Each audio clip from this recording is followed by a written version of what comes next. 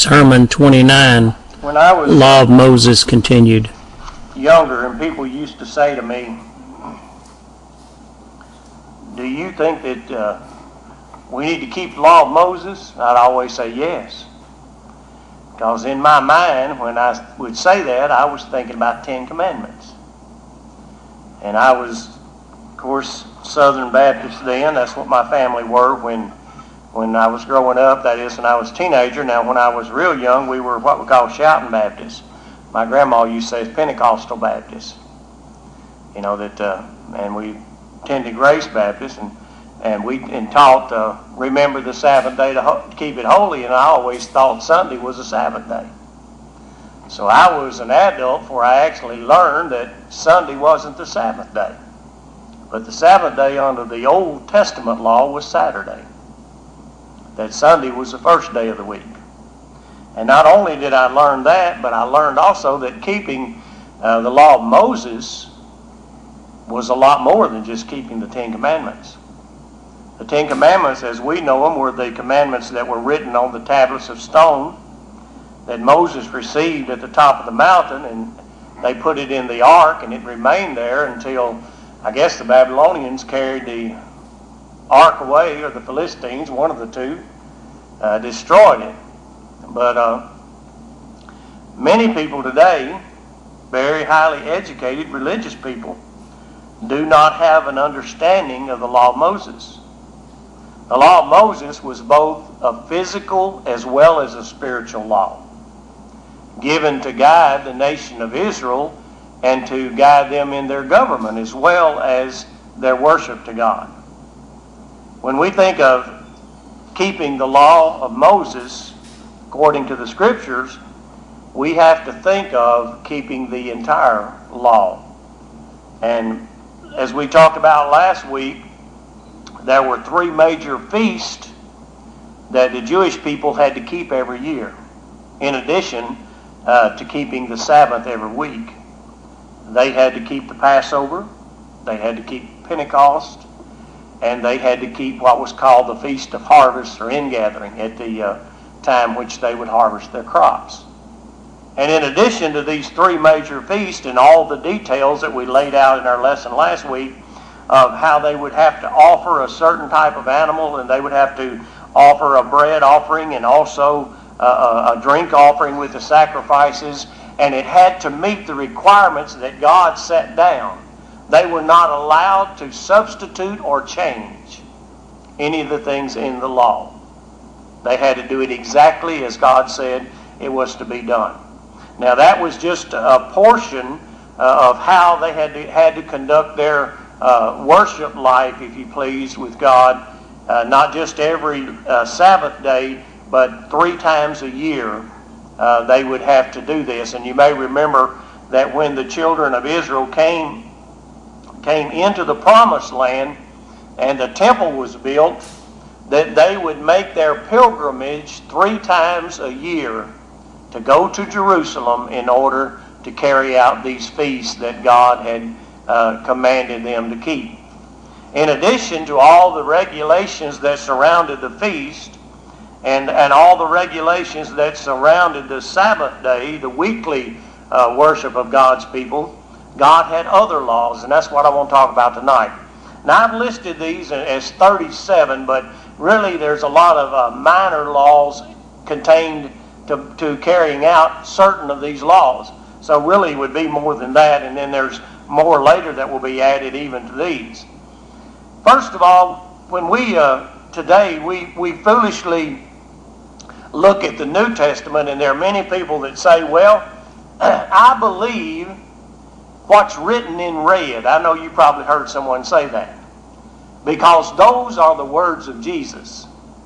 Well, when people approach the Old Testament, they do it in a similar manner. They say, I'm going to keep the old law, meaning they're going to keep the 10 Commandments that all of us are very familiar with. But what about this law?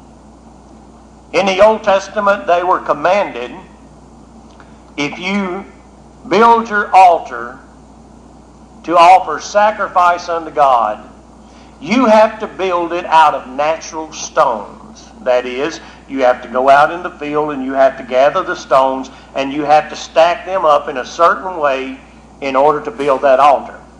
If you used a hammer or chisel or anything on that altar in building it, in maybe trying to shape those stones, you polluted the altar. So the command of God was, when you build your altar to offer your sacrifice, it has to be out of natural stones. If you raise any instrument or tool upon it to change it in any way, you've polluted the altar. So that was God's commandment. You can't do that. You could not put steps going up to the altar. God said the reason for this is that when you went up the steps, because of the apparel that they would wear, that their nakedness would be exposed. And God said you can't build steps going up to the altar. That was another command. And you know, I very seldom ever hear people talking about these commands. Then he says, if you bought a Hebrew slave or servant or manservant or womanservant, that you could only require that servant or that slave, Hebrew now, to work for you for 6 years. And at the end of 6 years, you had to let that servant go free. Now, that was the basic law in governing servants and slaves for 6 years. At the end of the 7th year, you're to let them go free. Now later on in another lesson, we're going to talk about what's called the year of Jubilee, the 50th year, and all of the requirements and laws that were attached to that, but that's another lesson. But dealing with bond servants, men servants, women servants, and slaves that were Hebrew, they could work for you for 6 years, and at the end of the 6th year, the 7th year, you let them go out free. If they came as a servant or a slave and they had wife and children, those women and those children were allowed to be free as well. But notice this part. If a man came as a slave or servant, as we would say, or manservant, if he was single and he got a wife while he was in servitude to his master, and she bare children for him, at the end of 6 years, he was free to go, but they weren't. And if he did not want to leave his family, he would have to go before the judges, and he would have to basically say, I love my master, I love my wife, I love my children, and I'm basically going to be a servant or slave for life. And they would take an awl, I guess put a hole in his ear, put a tag or symbol of some kind, and that would be a symbol that he was that man's servant for life. And then he would stay with his family. If a man sold his daughter to another man, another Hebrew, to be a bondservant for that man, she was not allowed to be set free after 6 years. The same requirement or the same principle of freedom given to the man was not given to the woman. And if the man who bought the daughter decided to take her as his wife, then he could do that, but he would have to provide for this bondwoman, he would have to provide food, clothing, and shelter and rights as a wife. And if the man refused to do that, then he would have to let the woman go free, because he did not live up to the rights of a husband. But the man who bought the daughter that the man sold could give the woman to his son, and the same principles would follow for the son. That if he chose not to provide food, clothing, and shelter, and to give her the rights as a wife, then he would have to give her her freedom. But in addition to that, there was another law tacked onto that, that when she left, she could take nothing with her. Now, these were the laws that were given to the Hebrews. And then the fifth law, and a lot of those are subordinate laws, and then the fifth law, if you kill someone, you're to be put to death. Now that's the principal law. Here are some of the exceptions to the law. If you accidentally kill someone, then you can flee to the refuge cities. That is, if you accidentally do it. That would be your protection. That God would set up refuge cities, that you could flee to the refuge cities, and you could have the protection if you have accidentally killed someone. And of course the judges would make that determination. If it's determined that you did indeed decide to deliberately kill someone, then you did not have that protection. And they would take you out and they would stone you, or they would kill you with the sword. You know, this was God's law. If a child cursed his father or his mother, they were to be put to death. Now that's a very interesting law, isn't it? And studying the idea of cursing would be the idea of basically being disrespectful. Being disrespectful. I told y'all I grew up next door to a Jewish rabbi when I was young. And of course, I thought we were pretty good kids because my daddy would have beat the life out of if he caught you doing something you wasn't supposed to be doing. But this old man, and he was very old, he's in his late 80s when I was just a child, he would say to us in the old country, you're not allowed to talk back to your parents or they'll kill you. I didn't know what he was talking about until I read this passage. That's what he was talking about. The law of Moses said that if a child curseth his father or mother, they're to be put to death. If two men are fighting and one injures the other, but he does not die, this is under the same law, just a minor law under this law. He's to pay for the damages of the injured man. Whatever those damages are. Loss of wages, medical care, whatever it is, he's responsible. If a man beat his servant and he died, the man who did the man who did the killing of the servant shall be punished according to what the judges would require the punishment to be. But if the servant lived 2 or 3 days, the master would not be punished at all. Now these laws are not politically correct in our society today. So someone say, I want to keep the law of Moses. They don't know what they're talking about. If two men are fighting, and in their fight they injure a woman with child to the point that she loses her baby, the man who is responsible basically for the fight shall be punished according to what the woman's husband says. Whatever he determines, that's to be the punishment. And the judge, of course, shall determine the payment. In other words, how do you pay for this? So basically the law said there was to be an eye for an eye and a tooth for a tooth. If a master harmed his servant so that he lost a body part, an eye, a tooth, an ear, a hand, a foot, then that master was to give him his freedom. That if he just beat him or something and knocked a tooth out, then he was to give him freedom.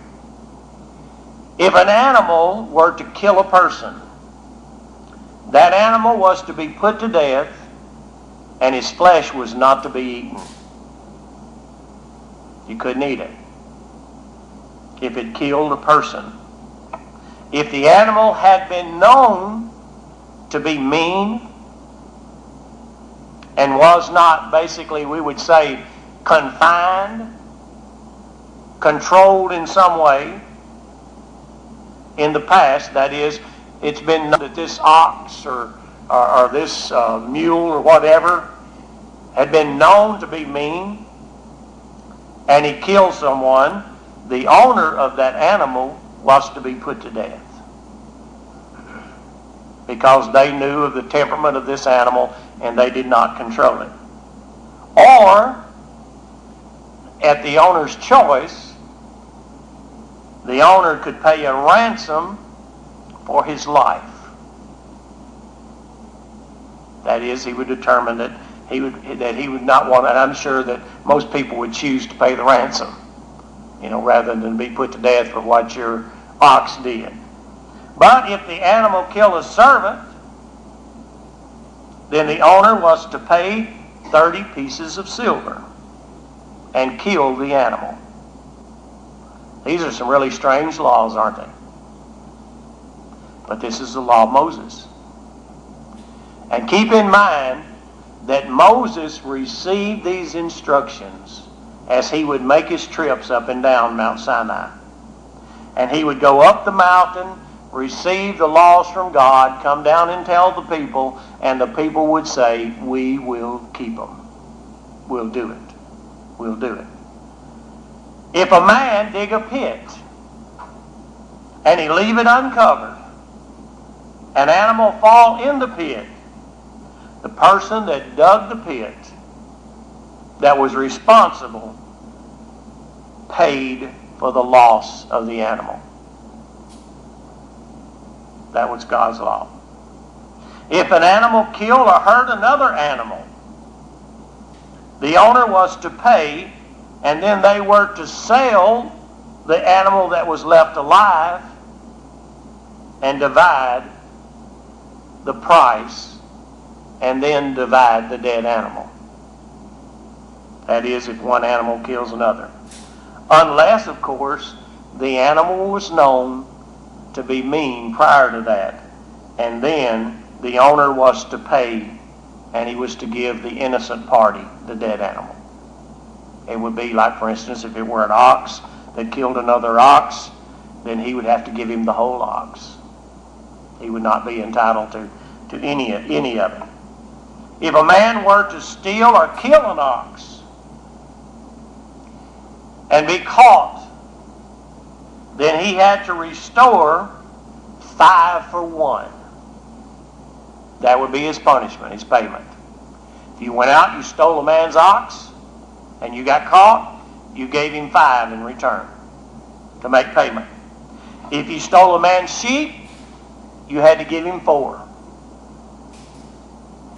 If you were caught, if you killed a man's sheep, or if you stole a man's sheep, you had to give him 4. Interesting story.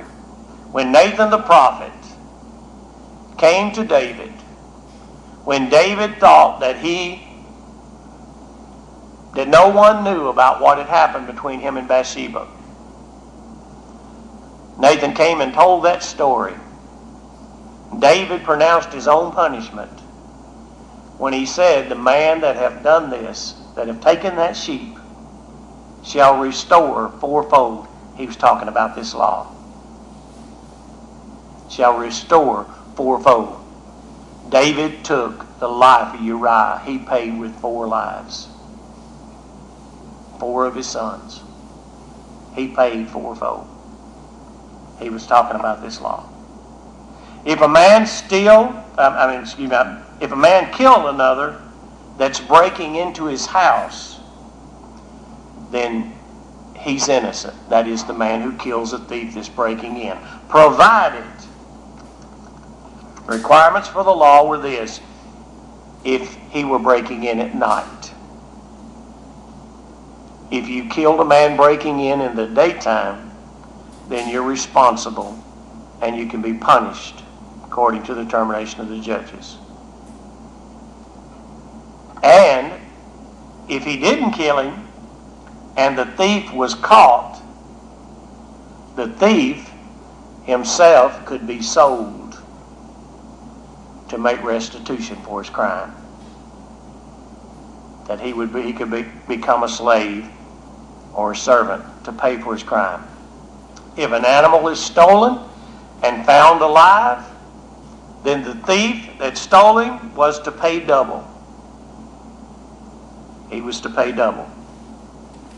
If a man burns another man's property, the one that was responsible for burning the other man's property has to pay for the damages.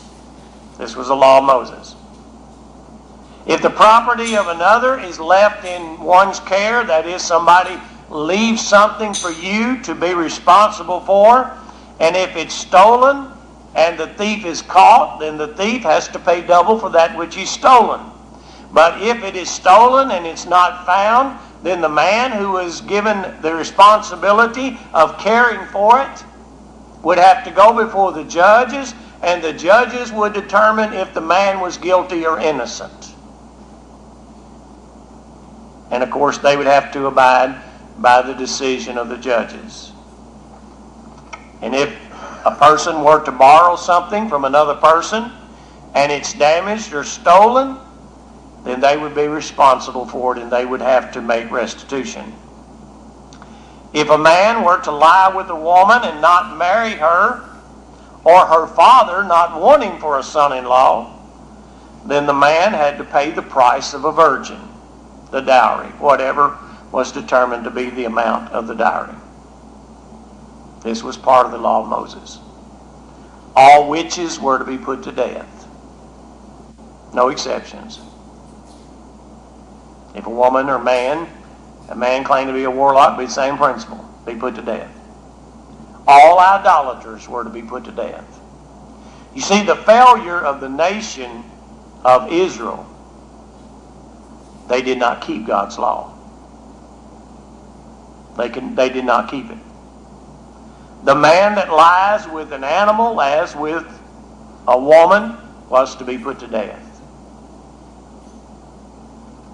Those who brought harm to strangers, widows, or orphans could be punished even unto death, if that be the decision of the judges, depending on the harshness of the harm that they had brought upon a stranger, upon a widow, or upon an orphan. Basically, the law governed principles of kindness. And to what degree you were unkind would be the degree of punishment. A Hebrew who loaned money to another Hebrew, such as a poor individual, was not allowed to charge interest. You were allowed to get your money back, get payment for what you had loaned out, but you couldn't charge them interest. Hebrew could not charge interest to another Hebrew. If you took a man's coat as a pledge for something that he owed you, before the sun went down, you had to give him his coat back. That was God's law. You'd have to give him his coat back so that he could have his coat at nighttime, basically to keep warm. And God said to the children of Israel, basically, I don't want to hear people crying and complaining and suffering because of something that you've done. Do not revile gods or speak evil of rulers. The word gods there means judges. People that have authority, he says, do not speak evil of them. Even though they may be in the wrong, do not speak evil of them. You can't delay in your giving. The laws concerning giving were such that the first animal that was born to a female sheep, ox, whatever, belonged to God. And after it had been with his mother for 8 days, it was God's. You couldn't keep it for 10 years and decide to give it to God then. You had to give it to God. The law did not allow you to delay your giving. Whatever it is, whatever you owed God, you were to pay. You can't eat any animal that's been killed by another animal. Lonnie just leaves out roadkill. You can't be going down there getting another animal's killed by another one. So don't be going out picking up any roadkill.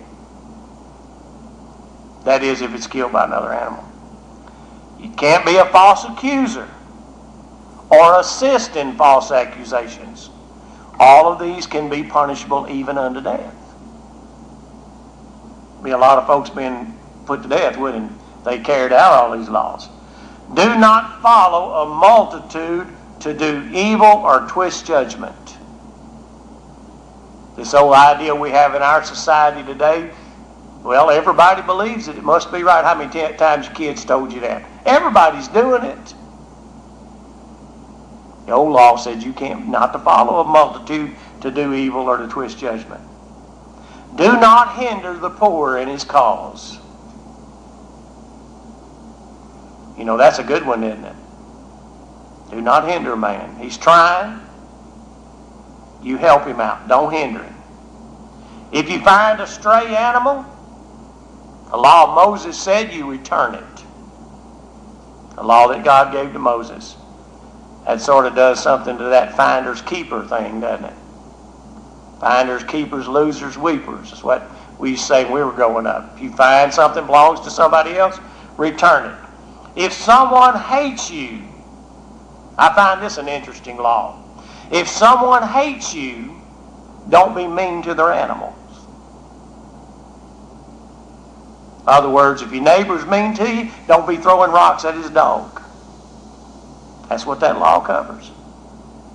Someone hates you. Don't twist judgment against the poor. Just because he's poor, don't say he don't really matter, and you change your judgment against him. Stay away from false judgment and wickedness. Don't take bribes. Don't take bribes. Politicians could abide by that one, couldn't they? Let the land rest every 7 years. How many farmers do that now? We rotate our crops, but you let the land rest every 7 years. And you rest every 7th day. Now that's 37 laws. Of course, if you count all the minor laws, it's more than that. I want to keep the law of Moses. People say, I want to keep the law of Moses. Members of the Church of Christ do not believe the Old Testament. Y'all do not keep the law of Moses. I ask you the question, do you know anyone that keeps the law of Moses? Do you know any Jewish person that keeps the law of Moses? When was the last time you saw someone put to death?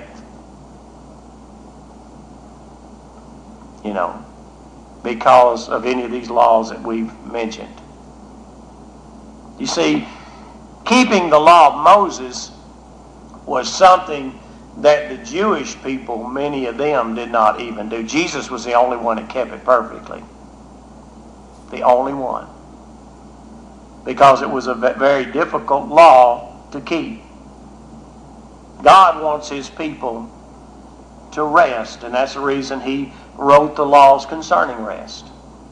That's the reason that he describes our eternal placement in heaven as being an eternal rest. That we live and we carry out the laws of God. Someone has rightfully said that the 10 Commandments were an outline to all the other laws of God. When Jesus was asked, what is the great commandment in the law? He said you're to love God with all your heart, soul, mind, body, strength, everything that pertains to a being is what he was saying.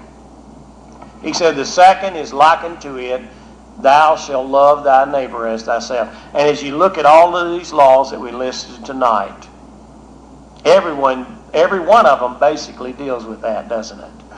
That is the way that we respond to God and the way that we treat our neighbor. You want to keep the law of Moses? A lot of laws you got to keep. Not just the 10. At least 47. And that doesn't even count the ones we talked about last week pertaining to the feast. And that doesn't even talk about the ones we still haven't talked about yet. If you're here tonight and need to respond to the invitation, won't you do so while we stand and while we sing?